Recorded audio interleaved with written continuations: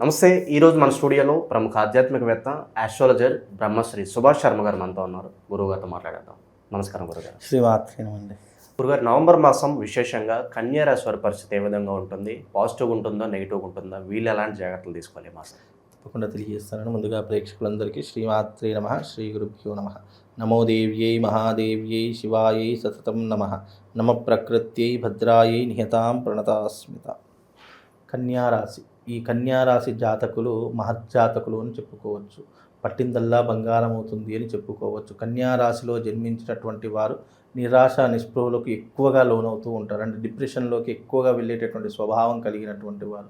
అలాగే వీళ్ళకి ఏంటి అంటే కనుక ఆలోచన శక్తి అనేటటువంటిది విపరీతంగా ఉంటుంది, కానీ దాన్ని సరిగ్గా యూటిలైజ్ చేసుకోలేనటువంటి వ్యక్తులు అని చెప్పుకోవచ్చు.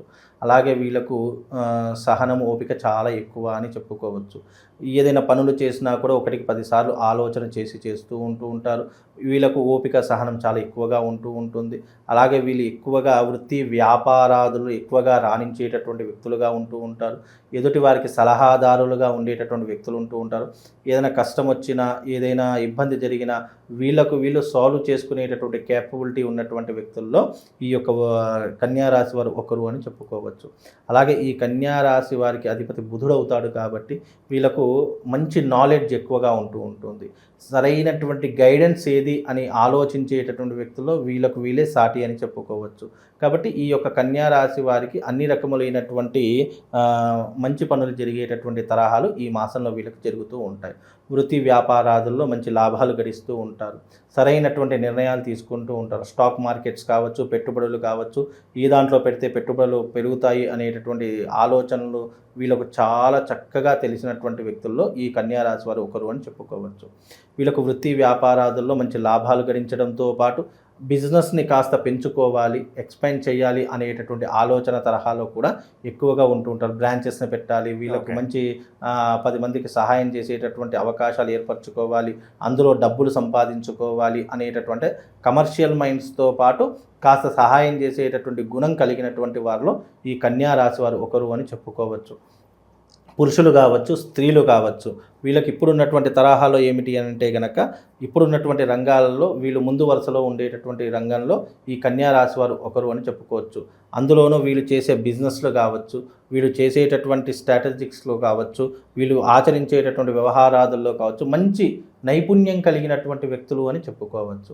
వీళ్ళు ఏదైనా ఉద్యోగం కావచ్చు, లేదంటే వ్యాపారం కావచ్చు, ఏ రంగంలో ఉన్నా సరే అందులో టాప్ పొజిషన్లో ఉండాలి అనుకునేటటువంటి వారిలో ఈ కన్యారాశి వారు ఒకరు అని చెప్పుకోవచ్చు. వీళ్ళ యొక్క మానసిక స్వభావం కూడా చాలా మంచిగా ఉంటుంది. ఎదుటి వారికి సహాయం చేసేటటువంటి గుణం ఎక్కువగా ఉంటుంది.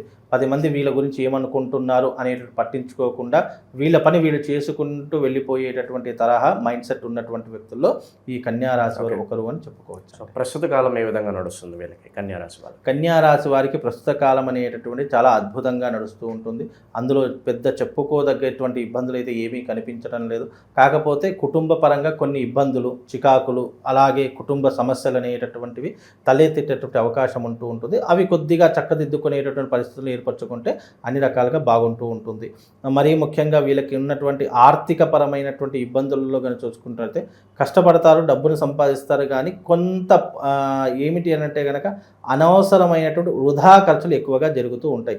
అంటే వీళ్ళకి ఏంటి అని అంటే కనుక ఎందుకోసం ఖర్చు పెడుతున్నారో అర్థం కాదు. ఒక్కొక్కసారి అది ఖర్చు పెట్టిన తర్వాత ఆలోచిస్తూ ఉంటారు. ఏదైనా కొన్ని సందర్భాల్లో అయిపోయిన తర్వాత ఆలోచిస్తారు.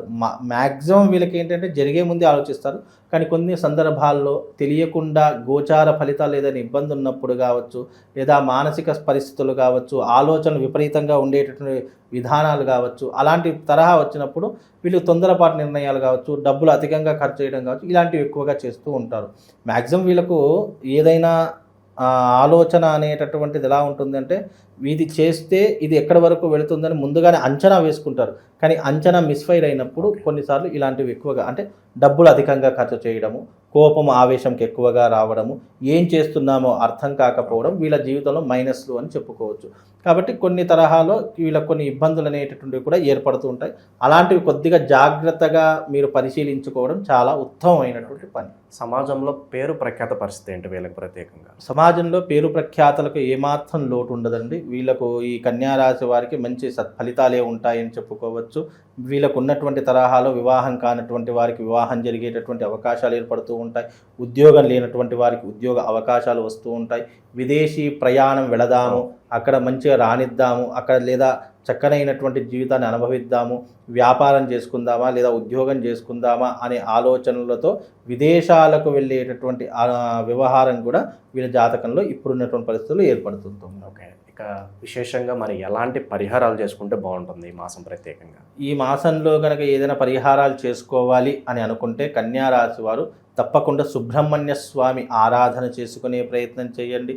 లేదా ఒక్కసారి మీకు వీలుంటే, మీకు అవకాశము గనక ఉన్నట్టయితే శ్రీశైల దర్శనం కానీ లేదా తిరుమల దర్శనం కానీ చేసుకునేటటువంటి ప్రయత్నం చేయండి. కలియుగ ప్రత్యక్ష దైవమైనటువంటి వెంకటేశ్వర స్వామి దర్శనం చేసుకోవడము లేదా శ్రీశైల దర్శనం చేసుకోవడం, ఈ రెండిట్లో ఏదైనా మీకు అనుకూలంగా ఉంది, ఏ క్షేత్రం వెళ్తే మీరు కొద్దిగా మనశ్శాంతిగా ఉండగలుగుతారు అనేటటువంటిది ఆలోచన చేసుకుని ఈ రెండిట్లో ఏదో ఒక క్షేత్రాన్ని మీరు ఎంచుకొని తప్పకుండా ఆ క్షేత్రానికి వెళ్ళి అక్కడ కనీసం ఒక 2 రోజులు నిద్ర చేసి వచ్చేటటువంటి ప్రయత్నం చేయండి.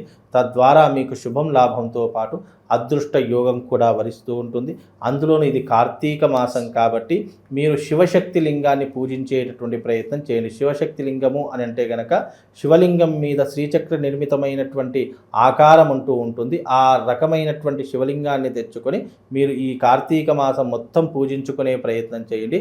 తద్వారా మీకు శుభం లాభంతో పాటు ఆ పరమశివుడి యొక్క అనుగ్రహం సంపూర్ణంగా కలుగుతుందండి. గురుగారు, నిత్యం పనుల్లో అనుకూలత రావడానికి వీళ్ళకి ఏదైనా మంత్రం చెప్తారా కన్యా రాశి వాళ్ళకి? ఏదైనా కన్యా రాశి వారికి అనుకూలమైనటువంటి మంత్రము ఏదైనా ఉంది అని అంటే కనుక ఓం త్వమస్మిన్ కార్య నిర్యోగే ప్రమాణం హరిసప్తమా హనుమాన్యత్నమాస్తాయ దుఃఖక్షయకరో భవ.